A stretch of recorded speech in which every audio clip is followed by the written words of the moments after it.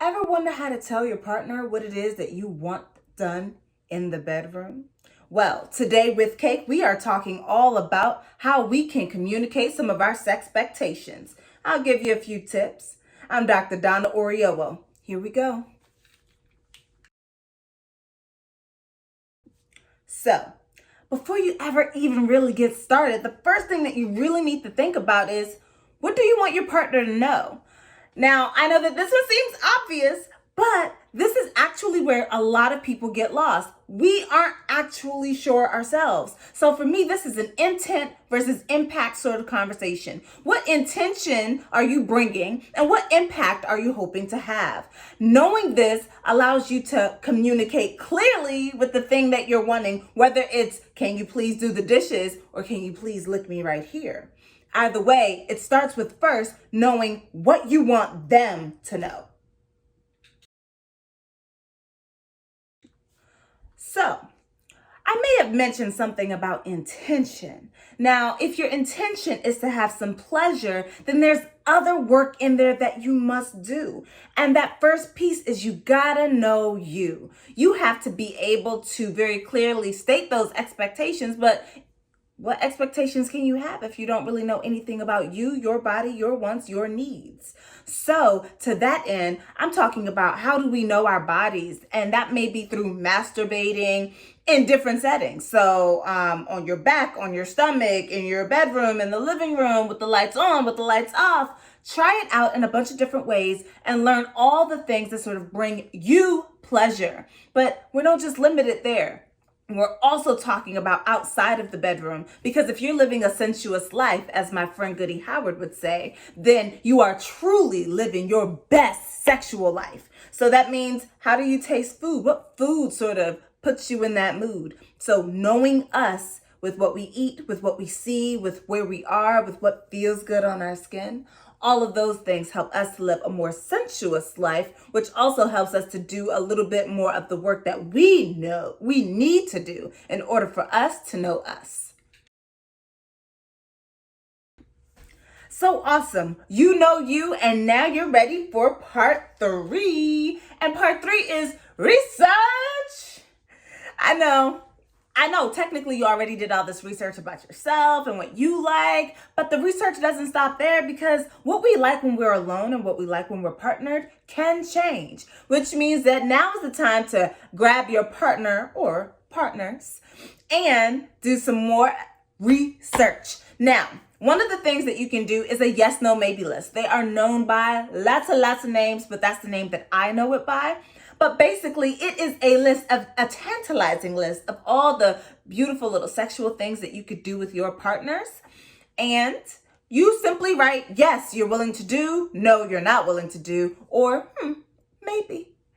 Now, this allows you to explore and think about probably some new acts that you hadn't considered before, while also allowing your partner to do the same. You do it separately, and then you come back together, and you get to have a whole delicious conversation, which for those of you who have maybe gone a little bit routine in your sex lives, this is a great way to spice it back up.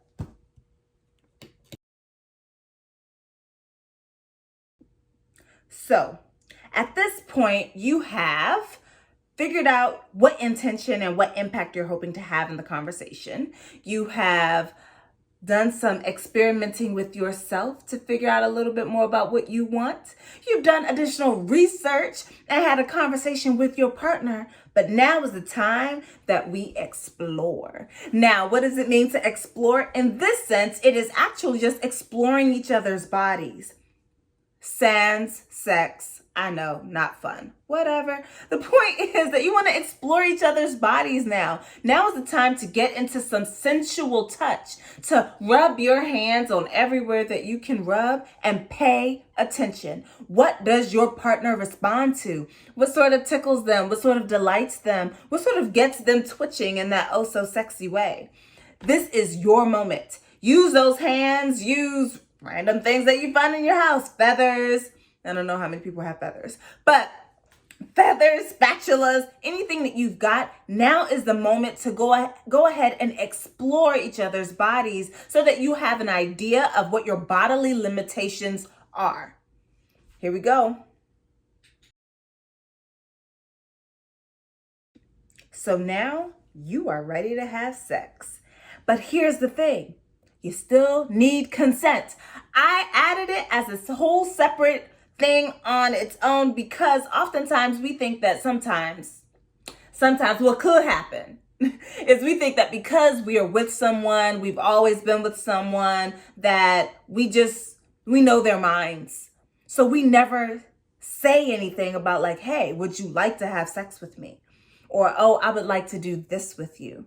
You game? We don't say it. And this is the moment for you to pause and make sure that you get that affirming, enthusiastic consent, as in yes, not okay. You want them to be into it as much as you are. And that means getting that full, unadulterated, not sort of iffy, they are sober consent.